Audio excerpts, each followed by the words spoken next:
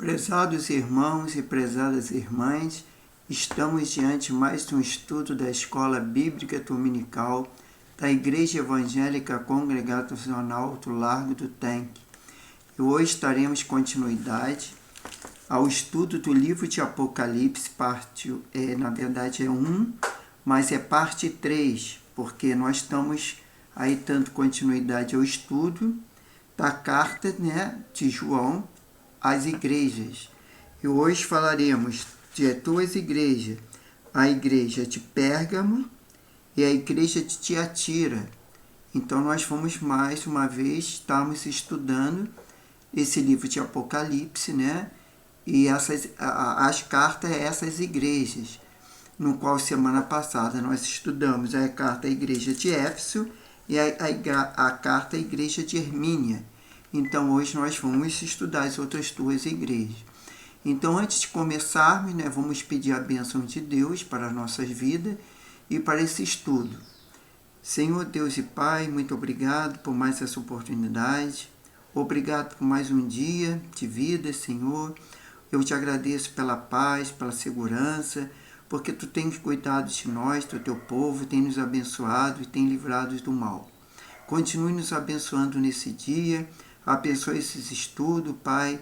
Venha me dar capacidade, discernimento, sabedoria para administrar, Senhor, esse estudo e que o Senhor possa estar abençoando cada ouvinte, cada pessoa que vai assistir essa aula, Pai.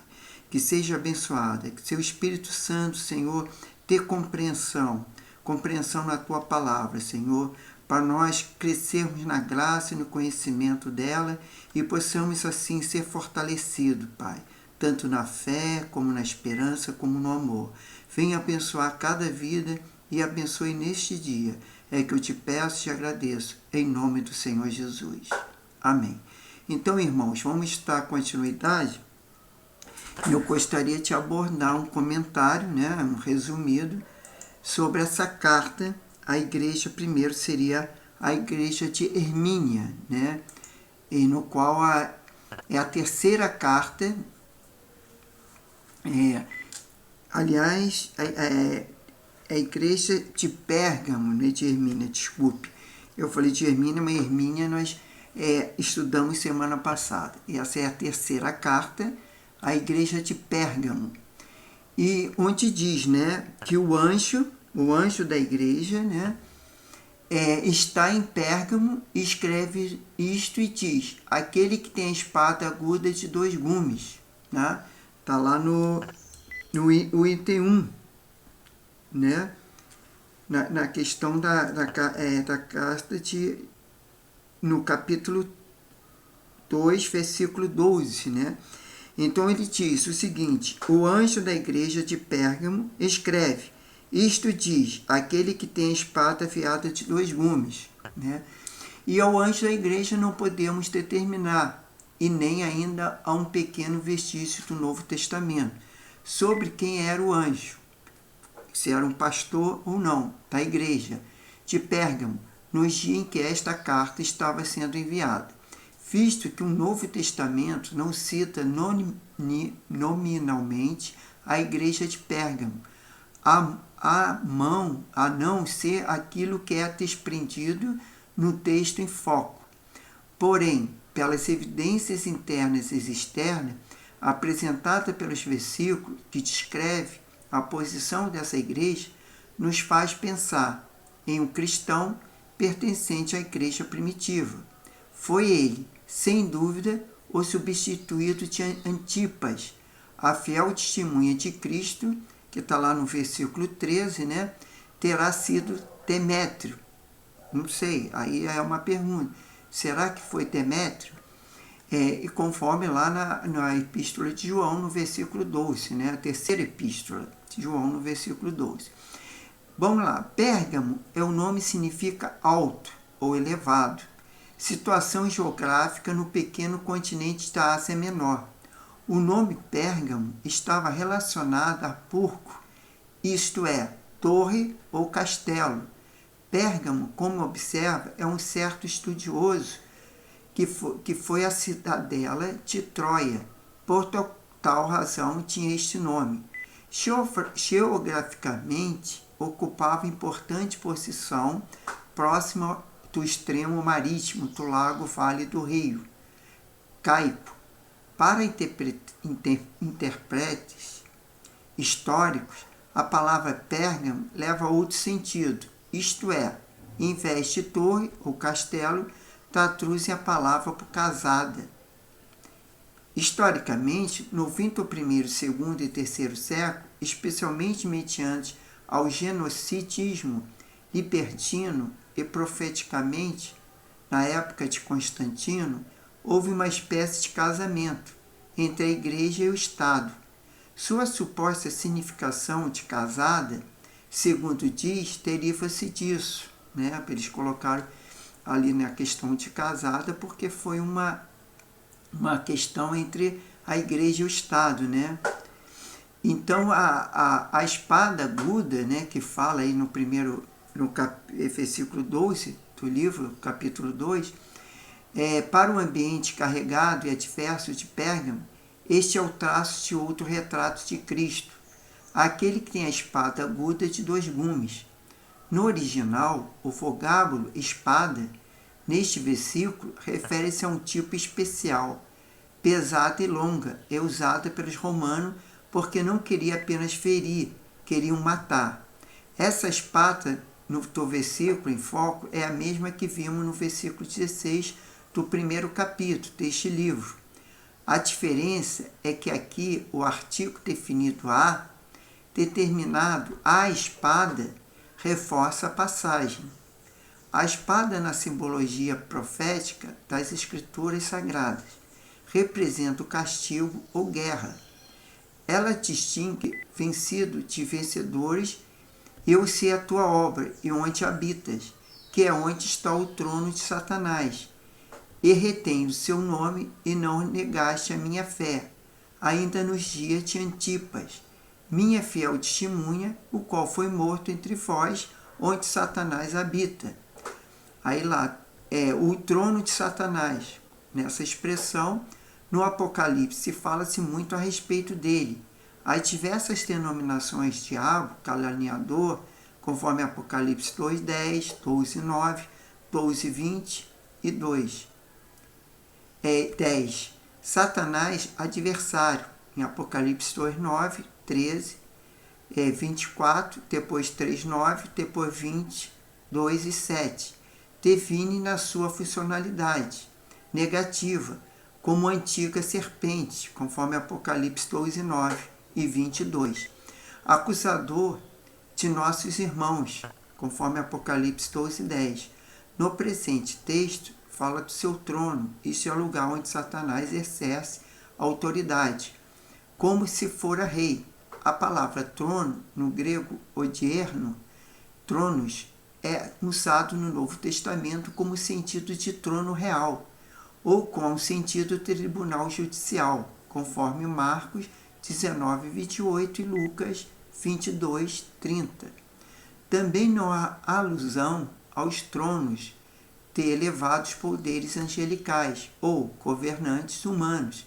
A possível referência atribuída ao trono de Satanás, esta mensagem pode ser conforme alguns comentaristas.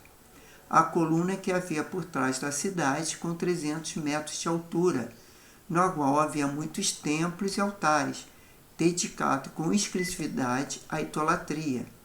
Essa colina podia ser um monte ou um trono de Satanás, em contraste com o monte de Deus, conforme lá Isaías 14:13 e Ezequiel 28:14 e 16. Existe outra possível interpretação sobre o trono de Satanás. Vejamos a seguir. A invasão da cidade de Pérgamo é atribuída aos monarcas Eumenes II, 197 d.C. Foi esse rei, segundo Plínio, que criou a biblioteca em sentido técnico, Pérgamo. Deriva-se do pergaminho, que chegou a atingir 200.000 volumes, a quem libertou Pérgamo dos invasores bárbaros. Para comemorar, ergueu em honra a Zeus o altar monumental, com 34 ou 37 metros, cujas fundações em ruína ainda pode ser vista hoje. Esse altar pode ser o trono de Satanás do presente versículo.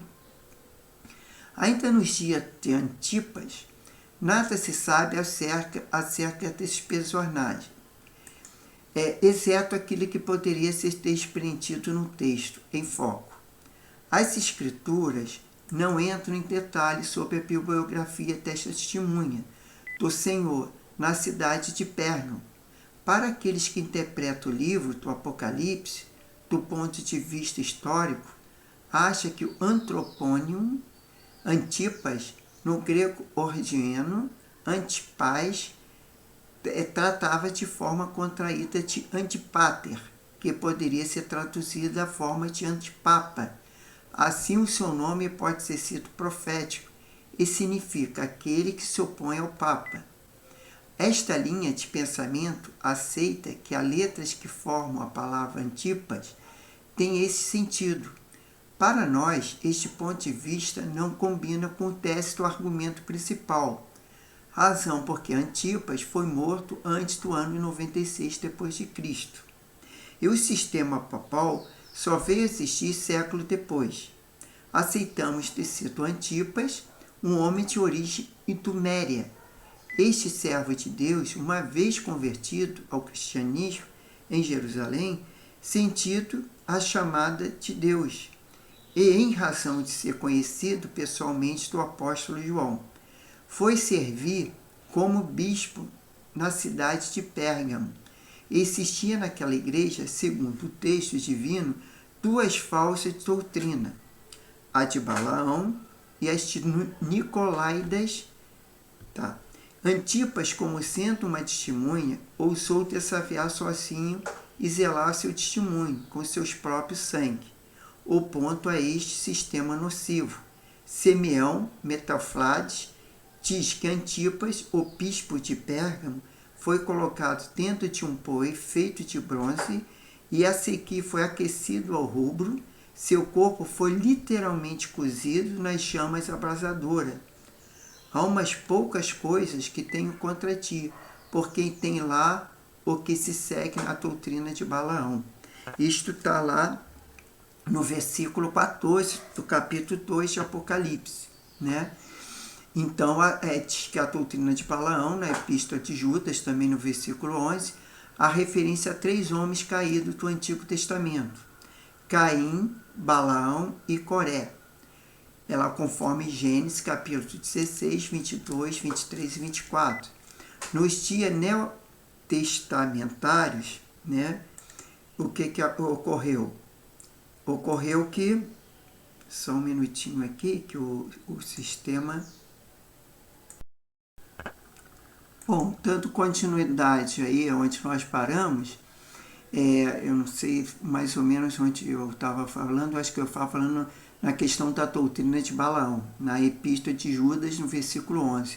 A referência a 3 homens caídos no Antigo Testamento: Caim, a Balaão e Coré, conforme Gênesis capítulo 16, 22, 23 e 24. Nos dias neotestamentários, nos seus nomes são tomados como figura expressiva dos falsos ensinadores, que, segundo se diz, entraria no seio da igreja cristã, conforme 2 Pedro 2,15, no texto em foco e nos apresentando a doutrina de Balaão.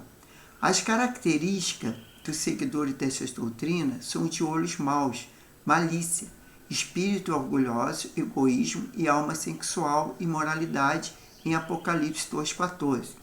Enquanto a expressão doutrina de Balaão, por seu conseguinte, existe o caminho de Balaão, conforme 2 Pedro 2,15. O erro de Balaão, segundo Pedro 2,15, é o prêmio de Balaão Judas, que é versículo 11. É a doutrina de Balaão que também se transformou no seu erro, para que, raciocinando segundo a moralidade natural, e assim vendo erro em Israel. Ele supõe que Deus, justo pela teria de amaldiçoá-lo, era cego para com a moralidade da cruz de Cristo, mediante a qual Deus mantém e reforça a autoridade, de tal modo que vem ser justo e justificador do pecador, que olha para Cristo. No tocante ao caminho de Balaão, diz Scofield: Balaão, capítulo 22 e 24, foi o típico e profeta de aluguel, ansioso apenas por mercantejar com o dom de Deus. Este é o caminho de Balaão, segundo Pedro 2,15, no tocante à doutrina de Balaão. Continua Dr. Scofield dizendo: a doutrina de Balaão era o seu ensino a Balaque, rei de Moabitas, que a corrompeu o povo israelita, no qual não podia ser maldito, conforme números 22:5, 23:8 e 31:16, tentando se casarem com as mulheres moabitas, contaminando assim o estado de separação e abandono o seu caráter de peregrino. De tal união entre a igreja e o mundo que se tornaram em falta de castidade espiritual, conforme Tiago 4,4. E o resultado de tudo isso é a igreja ficar contaminada. As características dos seguidores de Balaão são todos aqueles de muitos tornar virtuosos. O pecado não vem por seu intermédio. E todo aquele que leva muitos a pecar não lhe dá oportunidade de arrependimento.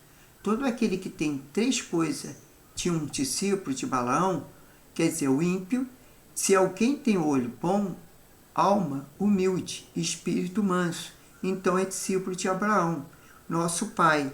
Mas se alguém tem olho mau, uma alma jactanciosa e um espírito altivo, é teu discípulo de Balaão, seu pai. E todo aquele que as três coisas possui é um discípulo de Balaão. O ímpio, a qual é a diferença entre os discípulos de Abraão e os discípulos de Balaão? Está perguntando. É que os discípulos de Balaão herdaram o que ele herdou, a morte e o preço do seu salário, conforme Romanos 6:23. Já os discípulos de Abraão herdarão o que ele herdou, o preço do sangue de Cristo, a vida eterna. Balaão amou o prêmio da injustiça, conforme Judas 2,15, já que teve como recompensa o mesmo os embaixadores moabitas. Esta recompensa nas mãos, para dá-la, Balaão tomou morto entre aqueles que honraram. Esta é a lei da compensação, conforme Gênesis 6:7. O que se prostituíssem, no grego moderno, pônero, e que se dificultação de ser perfeito. Balaão não só foi profeta mercadejante e mercenário, mas, além de tudo, lançou 2 tropeços mortais contra o povo de Deus. Um desses tropeços consistia no seu mau caminho, o da rebelião, conforme Números 22:32. O próprio Deus disse dele o que se segue. Disse o seguinte: o teu caminho é perverso diante de mim. Isso Deus falando a Balaão. E o segundo tropeço para Balaão, diante dos filhos de Israel, no deserto foi da prostituição, conforme o capítulo 25 lá de Números. A palavra grega aqui, usada porneia, ela alcança todas as formas de moralidade, portanto usada tanto nos ensinos dos profetas como dos apóstolos, de um modo especial nos ensinos de Jesus, para indicar as formas dessa prática de infidelidade contra a santidade e a moral. Aí diz lá no capítulo 15, que diz o seguinte: assim também alguns se seguem na doutrina dos nicolitas. Então, quer dizer assim, a doutrina dos nicolitas, no versículo 14 desse capítulo, encontramos a doutrina de Balaão. Aqui agora a doutrina dos nicolitas. O leitor deve observar que na igreja de Éfeso, o Senhor Jesus aborrecia as obras dos nicolaítas. E aqui na igreja de Pérgamo, ele aborrece sua doutrina. Alguém observa, o mal sempre se alastra na escala crescente. Um abismo chama outro abismo, diz o salmista, na poesia no Salmo 52:7. O que era doutrina, ensino, em Pérgamo, ao mesmo tempo se tornaram obras práticas em Éfeso. Já encontramos os nicolaítas em Éfeso, em Pérgamo, e mal tinha crescido, já era doutrina, presente e sustentava na igreja. Essa doutrina é semelhante a de Balaão, conduzida a um rebaixamento do padrão moral e algumas traduções trazem itens lá nos seguidores do Nicolaítas, o que aborreço. De qualquer forma, no versículo 6 do capítulo 2, está bem claro o juízo do Senhor. A acomodação da igreja com o mudaísmo, hoje, que amortece a sensibilidade moral e a doutrina de tantas igrejas, deve pôr sua repreensão na igreja de Pérgamo, pois tanto presente como escatológico. Isso aí está lá em Eclesiastes 3:15, né? Isso diz que naquela época, né, a igreja de Pérgamo, essa carta, falava sobre o mudaísmo na igreja. E muitas vezes acontece hoje em dia, no presente, né, que muitos deixam entrar certas coisas do mundo na igreja. Nós não podemos, temos que vigiar, porque as coisas do mundo são as coisas do mundo, as coisas de Deus as coisas de Deus. Então nós sempre temos que preservar na igreja as coisas de Deus, né? Aquilo que está no mundo, nós vivemos no mundo. Jesus mesmo disse ao Pai que não o tireis do mundo, mas livrai-o do mal. E nós temos que conservar isso, livrando-nos do mal. Não, a tudo aquilo que fizer na igreja, não copiar do mundo, mas fazer segundo a vontade de Deus e a vontade do Espírito Santo. Lá no capítulo 16 diz: arrepende-se, pois, quanto em breve ferei a ti, e contra ele espatalharei, e com a espada da minha boca. É Jesus falando ali, e João escrevendo a carta à igreja de Pérgamo. Com a espada na minha boca, né, como é que ele fala no capítulo 19 deste livro também, o famoso guerreiro Jesus trará também uma poderosa espada. E ali é dito por João que ela está afiada. Paulo, o apóstolo, nos dá a interpretação sobre isso, dizendo: a espada é a palavra de Deus, conforme Éfeso 6,17, e em 2 Tessalonicenses 2,8. Ela é chamada exatamente o assopro da sua boca. Muitas outras revelações são feitas a esta espada. O espelho poder revelador, conforme Tiago 1,23 a 25. Somente o poder gerador, conforme Lucas 8,11, João 15,3, a água, poder purificador, a lâmpada, poder iluminador, o martelo, poder esmiuçador, e o ouro e a vestimenta, poder enriquecedor. Isso tudo está lá em Salmo 19:10 e Apocalipse 3:17. Leite, carne, pão e mel, etc., é o poder alimentador e nutritivo, conforme Salmo 19:10, também de Jeremias 15:16, Mateus 4:4 e 1 Pedro 2:2. A espada, ela tem o poder para a batalha, cortar, dividir e etc., conforme Hebreus 4:14 e Apocalipse 2:15 e 19:15. Quem tem ouvido, isso lá no versículo 17 do capítulo 2, né? Quem tem ouvido, ouça o que o Espírito diz à igreja. O que vencer darei eu a comer do maná escondido, e talhei uma pedra branca, na pedra um novo nome escrito, no qual ninguém conhece, senão aquele que o recebe. Comer do maná escondido, está ali uma pedra branca e na pedra um novo nome escrito, no qual ninguém conhece, senão aquele que o recebe, né? E se comer do maná escondido é o que gnósticos ofereciam vandagens abertas mediante suas práticas imorais, seus prazeres e satisfação da parte carnal do homem. Cristo oferece naquilo que está oculto à maioria dos homens, o maná escondido. Para a igreja de Pérgamo, o Senhor faz ao vencedor uma tríplice promessa: comer do maná escondido, receber uma pedra branca e um novo nome. O maná era um tipo de Cristo, é o pão da vida, João 6,48. Ele caía no deserto, mas não era do deserto. Cristo estava no mundo, mas não era do mundo, né? Conforme João 17,16.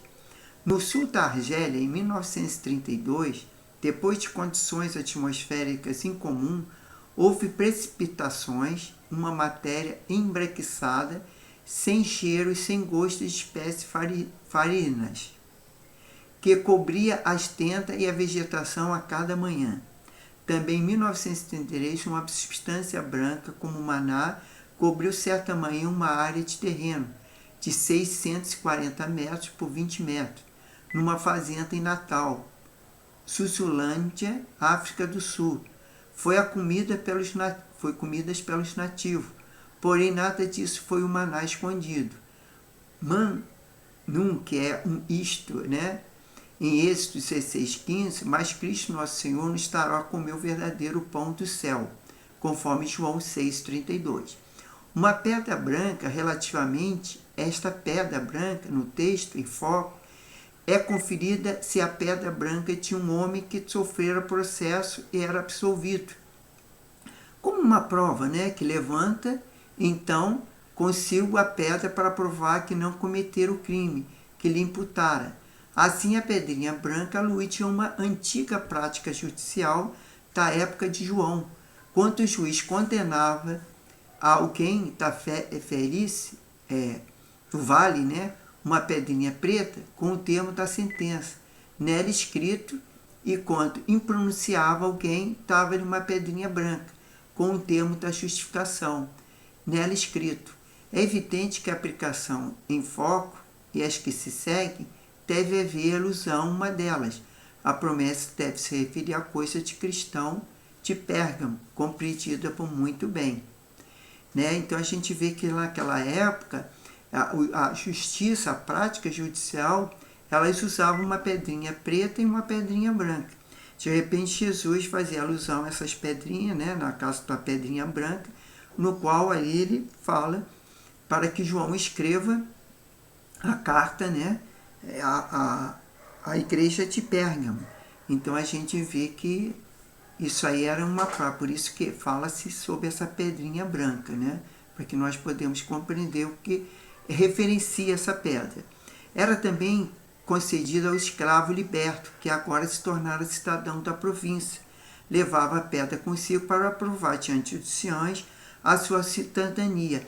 Isso aí, hoje em dia, se a gente tem como, por exemplo, um alvará, né? O preso, quando ele é libertado, ele cumpriu a pena, ele recebe um alvará de soltura, né?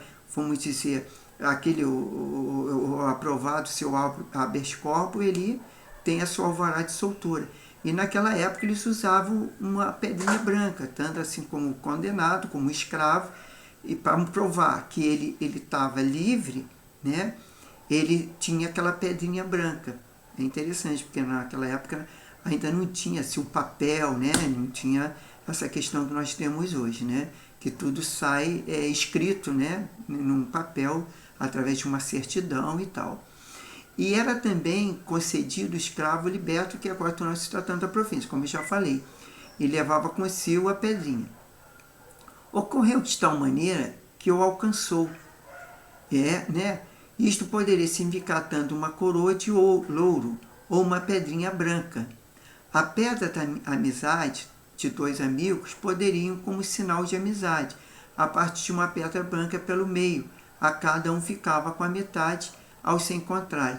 Quer dizer, eles usavam também a pedra na questão da amizade, né? Que muitas vezes os amigos, para provar que eles eram amigos, eles partiam a pedra no meio e cada um ficava com a metade. No caso, quando encontrava, né? Encontrasse, aí mostrava, ó, eu estou com a metade da sua pedra, isso prova que você é meu amigo. E a pedra era refeita e as amizades continuariam, né?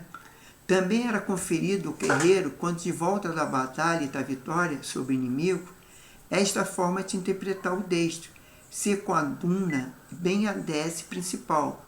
Nessa passagem, a pedra branca será entregue ao vencedor, do inimigo de Deus, aos dois homens, né? Que é o diabo. Um novo nome, longe de ser simples etiqueta, pura descrição externa, o nome em toda a extensão da Escritura tem profundo significado, exprime a realidade profunda a ser o que o carregar. Por isso a criação só está completa no momento que é colocado o nome. Tá? A gente já está falando sobre o nome, conforme lá em Gênesis 2,19. Por outro lado, Deus é Javé, isto é, ele é, pois, uma sua realidade etc. eternamente, conforme Êxodo 3,13 e seguinte. Por todas estas razões, eliminar o nome é suprir a existência, conforme 1 Samuel 24, 22, 2 Reis 14, 27, e Jó 18, 17 e Salmo 83, 5, e Isaías 14, 22. No ponto de vista divino, o nome de Deus é o nome por excelência, conforme Zacarias 14, 9. No presente texto, a promessa de um novo nome é reafirmada no capítulo 3, 12 deste livro, quer dizer, Apocalipse, né? Esse nome que a igreja receberá da parte de Cristo e, sem dúvida, um nome social. Isso se dará logo após a celebração nupcial nas bodas do Cordeiro. Esse nome conferirá à noiva as condições de esposa e a mulher do Cordeiro, conforme Isaías 56, 5, Jeremias 15, 16 e Apocalipse 2, 17, e 3, 12 e 19, 12. Tá? Então, isso, até aí, nós aportamos a questão da carta à igreja de Pérgamo. E eu fico vendo aqui que nós poderíamos entrar na carta de Tiatira. Eu acho que está para a gente continuar. Vamos na carta de Tiatira. Vamos se estender um pouquinho mais, mas a gente aporta pelo menos essas duas cartas. Bom, na carta da igreja de Tiatira, o anjo da igreja de Tiatira escreve. Aí ele diz lá, o anjo da igreja de Tiatira escreve, isto diz o Filho de Deus, que tem os olhos como chama de fogo, aos pés semelhantes ao latão reluzente, né? Então, o anjo da igreja, não temos notícia acurada sobre quem foi esse anjo, né? Ou esse pastor, a não ser aquilo que te prende da presença do texto. Lídia, vendedora de púrpura e convertida por Paulo, era dessa cidade, conforme lá Atos 16, 14. Tais conversão de Lídia, que se deu provavelmente no ano 553 d.C., a carta dedicada ao anjo da igreja de Tiatira, em 96 d.C. Ocorre um lapso de tempo de 33 anos.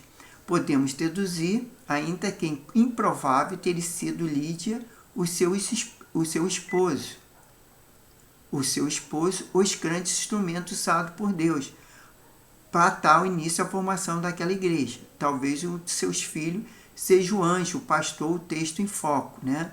Que não foi, talvez, Lídia e nem o marido dela, o esposo, no caso, que foi recebeu essa carta, mas pode ter sido os filhos, né, de Lídia. E Tiatira, o que é a palavra Tiatira, né? O nome significa sacrifício de trabalho.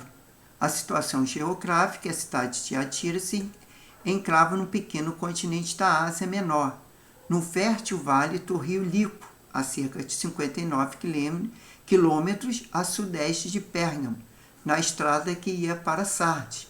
Ficava a pequena, mas crescente e rica Tiatira, colônia macedônica, fundada por Alexandre Magno.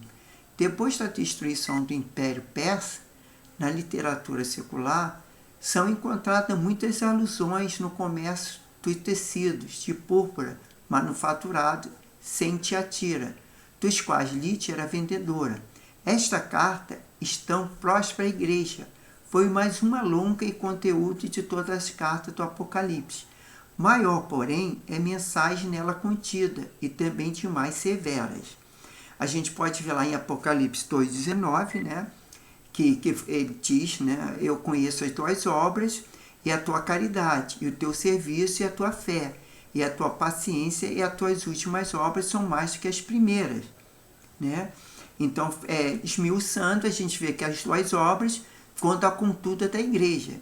Cristo primeiro menciona aquilo que pode elogiar. Sei quais são as tuas obras. Ele diz, né? Tais obras são mencionadas 11 vezes nesse livro. O leitor deve observar o contraste entre as obras da igreja de Éfeso e as obras da igreja de Tiatira, enquanto naquela última obra eram menores que as primeiras. Nesta, pelo contrário, as últimas obras são maiores que as primeiras. O substantivo grego, que nossas versões do Novo Testamento traduzem por obras, com maior precisão que a palavra portuguesa comporta duas acepções: o resultado de uma atividade, sentido habitual, do termo em português, e também a atividade em si mesma, significando que, aliás, sob a influência do latim teológico, passou para o português, limitando-se a atividades morais. No presente texto, são obras de caridade feitas em favor de Cristo, durante essa dispensação da graça, conforme Apocalipse 22, 12. Aqui uma metonímia, figura que consiste em tomar parte pelos todos e vice-versa, o qual pelo particular e o particular pelo geral. Pelo seu amor, a palavra amor encontra em toda a extensão da Bíblia, que descreve seu caráter multiforme. Ao amor de Deus, isto é, o amor de Deus tem dispensado pelos homens.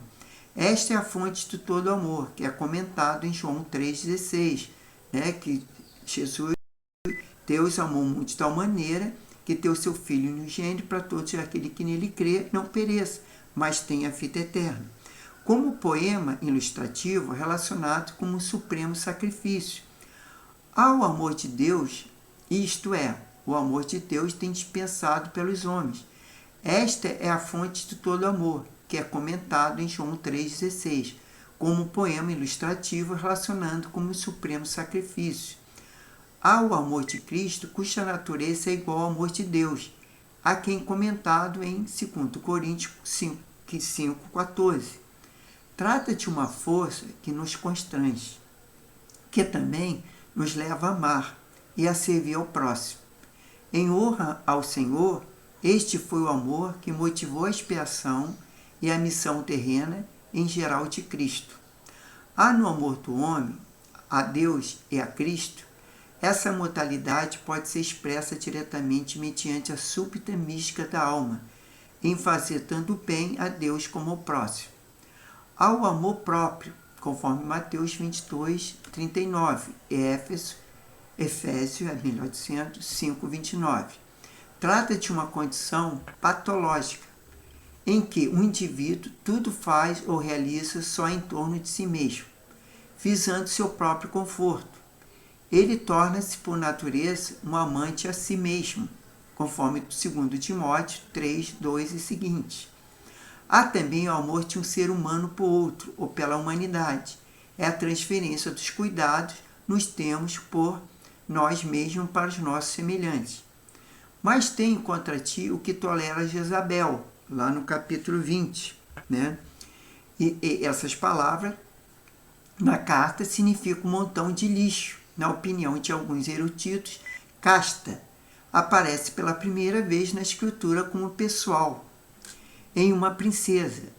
Ela tinha crescido em Tiro, na cidade portuária da Fenícia, e seu pai era Etibal, era também sacerdote, era Astarote, e sacrificava Baal, 1 Reis 16:31. E por conseguinte tornou-se esposa de Acabe. A gente sabe que Jezabel foi esposa de Acabe, rei de Israel. Esta feminina rainha tombou morta no vale de Amargedon, conforme 2 Reis 9:15, 16, 30 e 37. A mulher que se diz profetisa, há muitas opiniões a respeito da sua audaciosa mulher, da igreja de Tiatira. Alguns até já defenderam tratar de uma doutrina, ou mesmo de uma religião, e não de uma pessoa. Ele cita aqui em Apocalipse sobre Jezabel, que pode ser não era Jezabel, porque ela morreu muitos anos atrás no Antigo Testamento, que até foi comida pelos cães e tal, conforme fala lá em 2 Reis. Mas acontece que essa Jezabel, eles acreditam que era uma religião, entendeu? Ou uma doutrina que colocava, que simbolizava Jezabel como pseudônimo, que é citada como patótipo de pecado. A Jezabel, por exemplo, no presente texto, trata de uma pessoa que não é apenas uma figura, uma personificação do mal. A passagem fala claramente uma pessoa pelo uso do pronome ela. No inglês, o pronome é usando somente para pessoa. Deve ter isto em mente para a compreensão o significado do pensamento, pois o português ela é usado tanto para pessoa, animais ou coisa.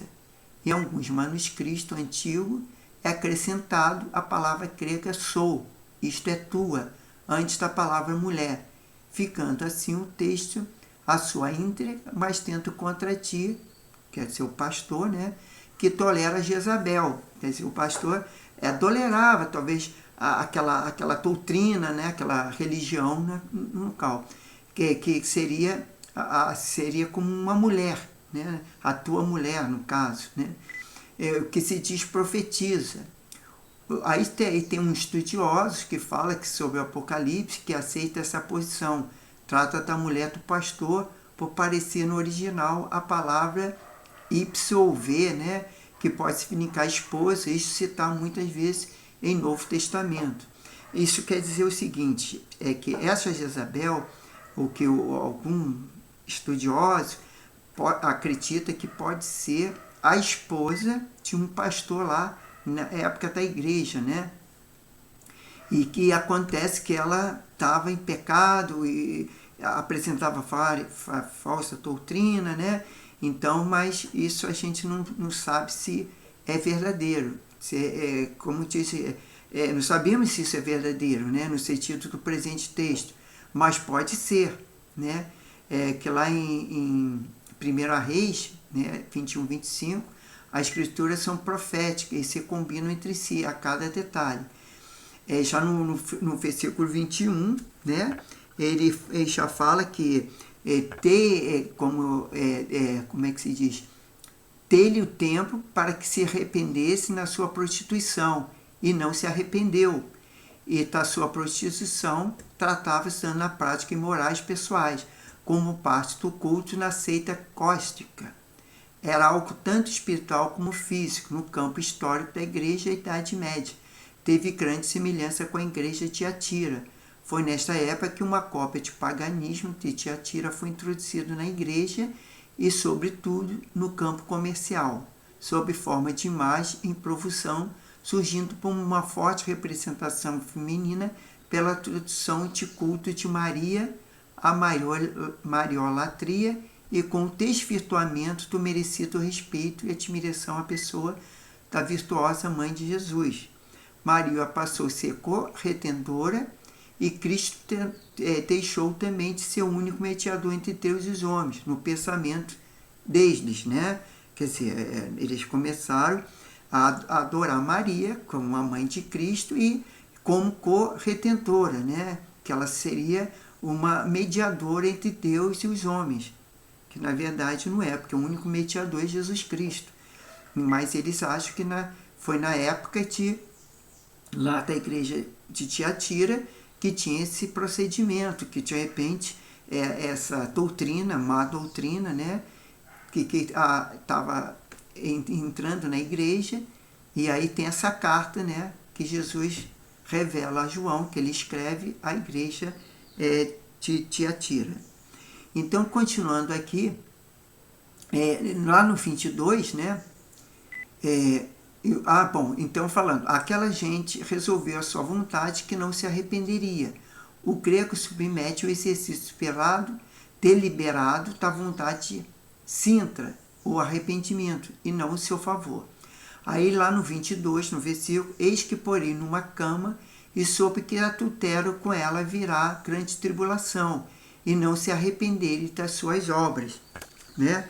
Então ele diz, né, saberão que eu sou aquele que enquadrilha os rins e o coração. Não, desculpa, portanto lançarei num leito de dores, bem como de grande tribulação, o com que elas adulteram. Isso aí pode ser um adultério físico, mas pode ser um adultério espiritual, né? Que os cristãos na época seguiam essa falta de doutrina, né? Como já falei, mas não é nada provado, que poderia ser a esposa do pastor que estava ali cometendo, né, o anjo da igreja cometendo esses adultérios, essas coisas, né, Então, por isso que aí é essa carta à igreja. Aí ele diz, eis que porei numa cama. Aí o comentador Charles, né, que é um estudioso, declara que as expressões cama e tribulação, nesta passagem, expressam a mesma ideia. Além disso, supõe que porei numa cama equivalente no grego odierno, ao infligir uma enfermidade. Quer dizer, colocar lá na cama porque fica lá enfermo.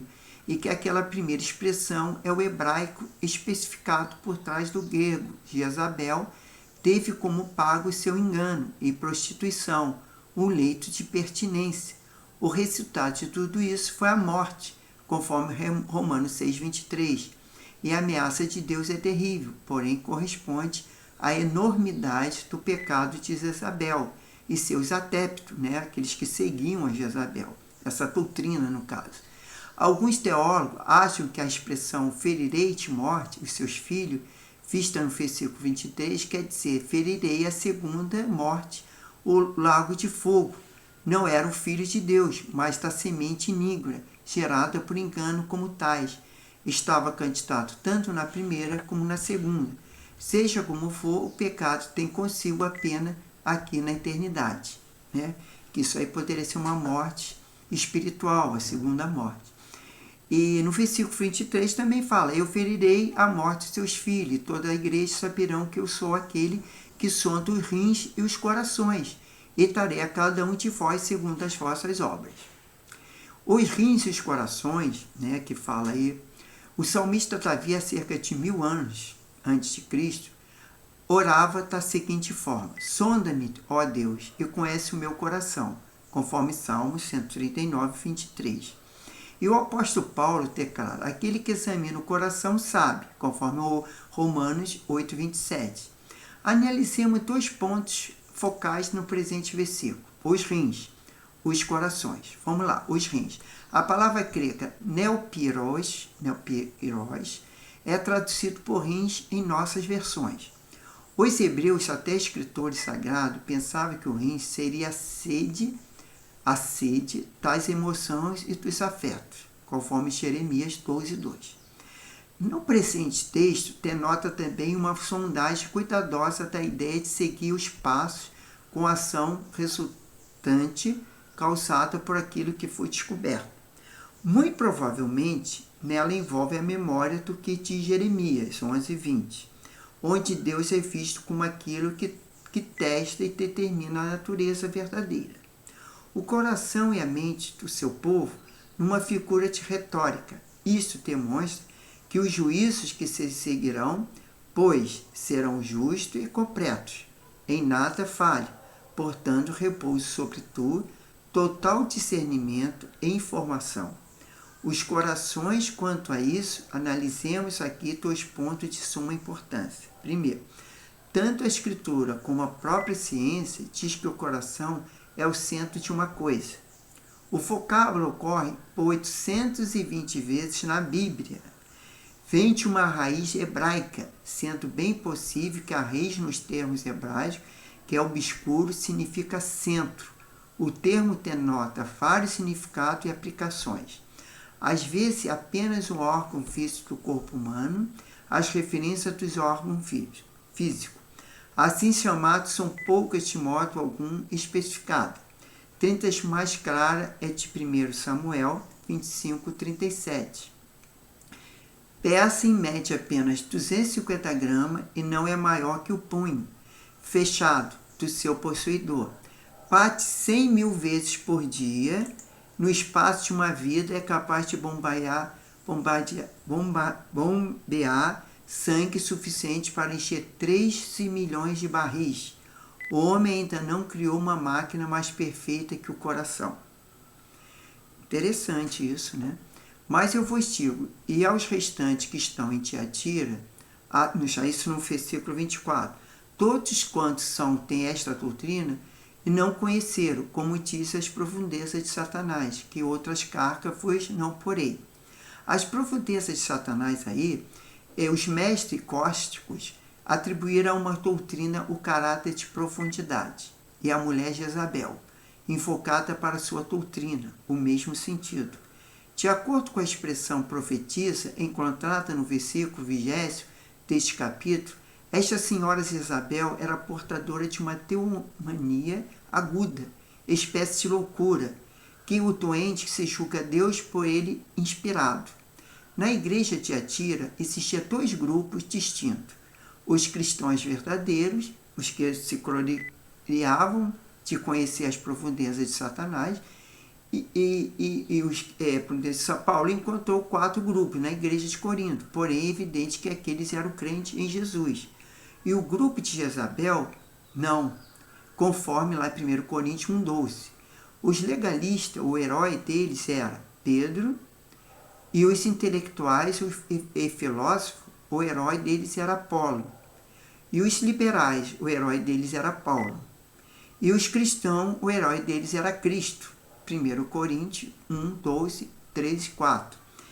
E seguinte: e os diversos grupos mencionados nesse versículo pode ser também visto assim: o partido dos judaizantes, os seguidores de Pedro, e o partido dos intelectuais, os seguidores de Apolo, os partidos da liberdade, os seguidores de Paulo, e os partidos dos exclusivistas, aqueles que diziam: sou eu de Cristo. Mas o que tem de render-se que eu venha, né? Até que eu venha, né? Mas o que tens, conforme no capítulo, versículo 25, mas o que tens retende ou até o que eu venha. O que tens retendo? Esta expressão, retendo, vem do verbo reter, que tem no original o sentido de guardar, conservar. Deve ser aplicado no sentido de guardar aquilo que é preciso. Como a palavra de Deus, Salmo 19, 11, o instrumento da lei divina. Mateus 19, 17, a fé, 2 Timóteo 4, 8 e etc. Note muito bem que esse versículo, voltemos a ele, o que diz a senhora, uma estudiosa que é a Novak, né? Disse o seguinte: deste versículo, aparentemente, saem comentários. Podemos dizer que nos prova a veracidade que as cartas não foram escritas somente para os crentes do tempo de João. O apóstolo, pois, aqueles fiéis a muitos que há já morreram, e o versículo diz: o que tens retente até que eu venha, e o divino convite, o apelo de Cristo. As últimas cartas do Apocalipse, dentre um total de 7, todas possuem características da igreja cristã nos últimos tempos. Portanto, todas elas, de alguma maneira, lançam olhos para o fim de nossa era, ou seja, para a vinda de Jesus. E o que vencer, quarteão até eu vim as minhas obras, e eu darei o poder sobre as nações. Assim diz lá no versículo 26. Esse poder sobre as nações, o texto em foco, lembra-nos o Salmo 2, onde lemos: pede-me, eu te darei as nações por herança, a fim de terra por tua possessão, lá no versículo 8. Essa é a mesma promessa relativa ao milênio, estando associada a Apocalipse 2, 4 e 6. O reino que foi rejeitado pelos judeus ainda será realizado e será inaugurado enquanto a segunda vinda de Cristo. A promessa é que o crente terá possessão e poder naquele reino, e os mansos herdarão a terra, e as obras mencionadas nesse versículo são obras de Cristo, e não as nossas. Portanto, o crente as cumpre em seu nome, mediante um pulso dado por ele. As obras de Cristo fazem contraste com a obra de Jezabel, aludida no versículo 22 deste capítulo, e delas são repugnantes, as de Cristo são desejadas, né? Já no versículo 27, é como a vara de ferro a regerá, e serão quebradas como vaso oleiro, como também recebi do meu Pai.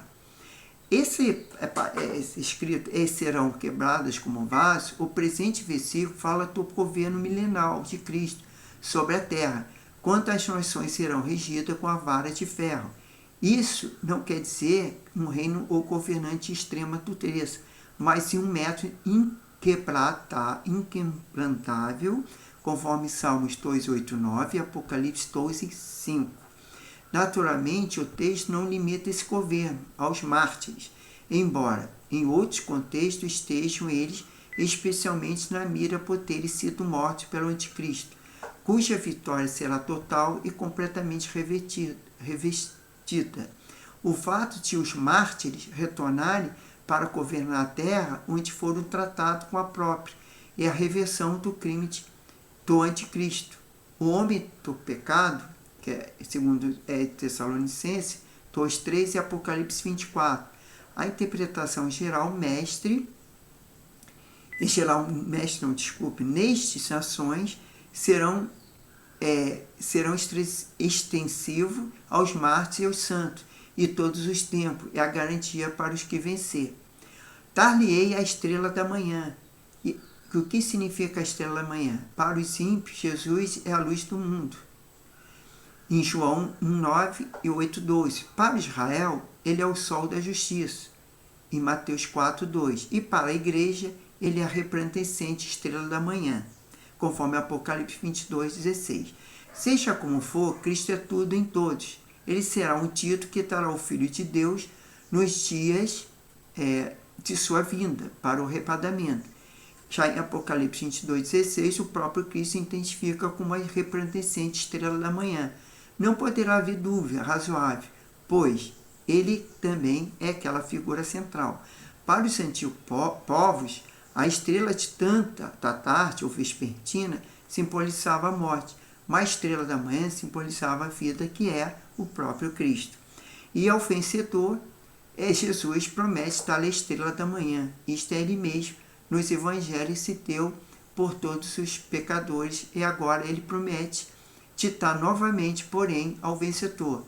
Esta palavra de Cristo tem seu fundo histórico na palavra de Daniel 12:3, onde diz que o próprio justo refugirão como essa estrela, e o sentido é que o crente entrará na glória celeste e serão glorificados com o resplendor do mundo vindouro de Deus. 1 João 3:2. E no 29, quem tem ouvido, ouça que o Espírito diz à igreja. Tá? O que o Espírito diz, segundo, deve observar que essa é uma expressão que figura em todas as cartas de Apocalipse, chamando a atenção dos leitores para a solene necessidade de dar atenção à palavra inserida neste livro. A mulher Jezabel e seus filhos prosseguirão tal como são, mas o resto remanescente ouvirá Cristo, e que seja ela uma influência poderosa em nosso coração e sobre nossa vida. Possuímos discernimento espiritual e a sensibilidade necessária para tal ouvido que foi dito. Se ouviste hoje a sua voz, como diz o Espírito Santo, não endureçais o vosso coração, conforme Hebreus 3:7. Estes são os ouvidos, os que precisamos e que temos, então, e que usemos. É esse ouvido dando a voz ao Espírito Santo. Então, prezados irmãos e irmãs, nós encerramos esse estudo, né? Ficou um pouquinho mais longo, mas abordamos as outras duas cartas, a igreja de Pérgamo e a igreja de Tiatira. E na próxima, nós estudaremos a carta de igreja de Sardes e a carta da igreja de Filadélfia. E, se puder, a carta de Laodiceia. Então, irmãos, vamos agradecer a Deus por mais esse estudo e pedindo a bênção do nosso Senhor e Salvador Jesus Cristo.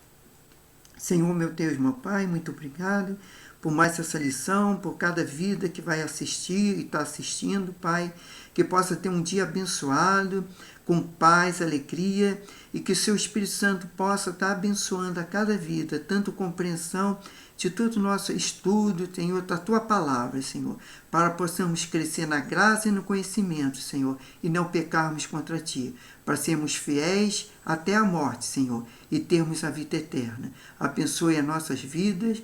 Ter um domingo de paz, tranquilidade, uma semana de prosperidade, de bênção, é que nós te pedimos, já te agradecendo, em nome do Senhor Jesus. Então, irmão, até a próxima, que Deus abençoe a todos, em nome do Senhor Jesus.